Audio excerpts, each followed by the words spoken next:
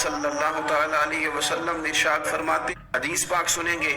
آپ کی طبیعت بڑی ٹھنڈی ہوگی۔ میرے نبی پاک صلی اللہ تعالی علیہ وسلم نے ارشاد فرماتے ہیں کہ جو بندہ سوال سے بچنا چاہے گا، ارادہ کرے گا اللہ میں نے کسی سے نہیں مانگنا، فرمایا جو سوال سے بچنا چاہے گا رب اسے سوال سے بچا لے گا، اور جو لوگوں سے بے نیاز ہونا چاہے گا کہے گا یا اللہ مجھے دنیا داروں کا محتاج نہ بنا، اپنی بارگاہ سے عطا فرما۔ جو لوگوں سے بے نیاز ہونا چاہے گا اللہ لوگوں سے بے نیاز کر دے گا، اور فرمایا جو صبر کا ارادہ کرے گا اللہ اسے صبر کی توفیق بھی عطا فرما دے گا۔ ارادہ تو کرے، پروگرام تو بنائے، توفیق تو اللہ دے گا۔ جو صبر کا ارادہ کرے گا اللہ صبر کی توفیق بھی عطا کر دے گا۔ اور حضور صلی اللہ تعالی علیہ وسلم فرمانے لگے یاد رکھو کسی بندے کو جو بہترین تحفہ دیا گیا ہے نا، اگر کسی کو کوئی بہترین عطیہ ملا ہے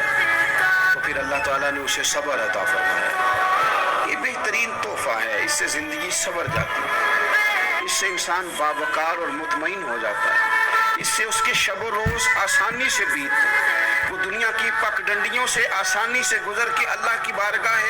عالی مرتبت میں سرخرو ہو کر حاضر ہو جاتا ہے۔ لیکن اگر بے حوصلہ ہو، صبر نہ ہو، پھر نقصان روز بروز بڑھتا ہے۔ اور پھر میرے رسول پاک صلی اللہ تعالی علیہ وسلم ارشاد فرماتے ہیں کہ اصل بات یہ ہے کہ اللہ تعالیٰ نہ کسی بندے کا درجہ بلند کرنے کا ارادہ فرماتا ہے، لیکن اس کے اعمال اس طرح کے نہیں ہوتے کہ اس کا درجہ بلند کیا جائے۔ اب رب کیا کرتا ہے، اللہ تعالیٰ اس کو مال کی، جان کی، اولاد کی کسی مشکل میں ڈال دیتا ہے، اس مصیبت پر وہ بندہ صبر کرتا ہے تو اللہ تعالیٰ اس کا درجہ بلند فرما دیتا ہے۔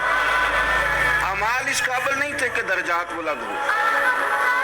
وہ اعمال کی بنیاد پر نہیں کر سکتا تھا تو اللہ نے کسی مشکل میں ڈال کے نا اپنے فضل سے درجہ بلند کر دیا۔ اب جو راہ طریقت کا مسافر تھا، جو سلوک کی منازل طے کر رہا تھا، جو اللہ رسول کے قریب جانے چاہ رہا تھا، اس کے لیے کتنی آسانی ہو گئی کہ مجاہدہ تو زیادہ نہ کر سکا، کثرت سے نفلی صوم و صلات کا بندوبست تو نہ کر سکا، تھوڑا سا صبر کیا، رب نے اپنا اور اپنے محبوب کا قرب عطا فرما دیا۔ تو یہ تو آپ صبر کرنے کے لیے جب نکلے ہیں تو آپ نے تو رب رسول کو پا لیا۔ یہ صبر تو وہ والا سفر ہے جس کی جو منزل ہے وہ اللہ رسول کا قرب ہے۔ ہم لوگ تھوڑی تھوڑی باتوں میں حوصلہ ہار جاتے ہیں، صبر چھوڑ جاتے ہیں، پریشانی بڑھ جاتی ہے، پتہ نہیں ایسے محسوس ہوتا ہے کہ جیسے یہی بندہ دنیا کا سب سے دکھی بندہ ہے۔